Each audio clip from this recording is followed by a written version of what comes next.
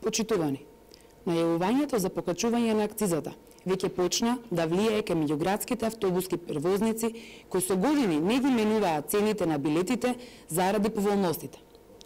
Покачувањето на акцизата, кое што ја воведува Социјалдемократскиот сојуз, веќе почна со домино ефектот на покачување на цените за кои што ние предупредувавме.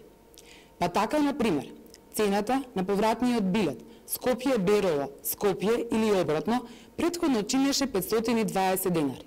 Новата цена на билетот е 620 денари. Доколку еден студент од Берово, кој студира во Скопје, секој викенд се враќа дома како и досега, за период од 1 месец, односно 4 викенди, ако досега плаќал 2080 денари за 4 повратни карти, сега ќе плаќа 2480 денари или за 400 денари повеќе од претходно.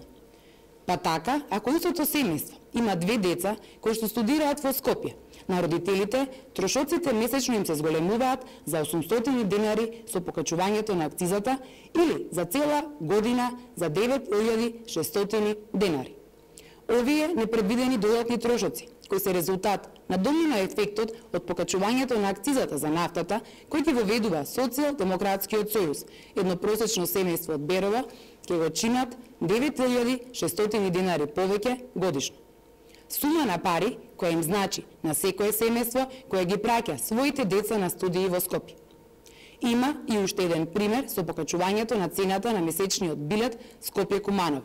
Досега чинеше 2500 денари, а од сега натаму ќе чини 2700 денари.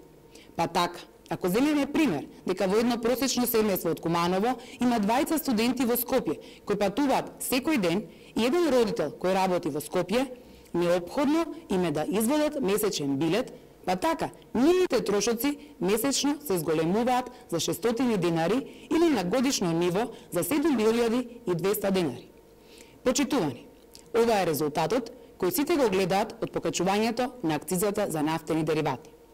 Ова е логиката која што треба добро да ја проучи големиот советник на Тедовски, Бранимир Јовановиќ, кој што вели дека сиромашните не возат автомобили и ги поценува граѓаните и нивната интелигенција. За жал, покачувањето на акцизата најправи удри по џебот на просечните граѓани. Дополнително, според планирањето на Социјалдемократскиот сојуз да го зголемат и персоналниот данок, најоштетени ќе бидат обичните граѓани. Ова е економската политика која што ја спроведува Социјалдемократскиот сојуз.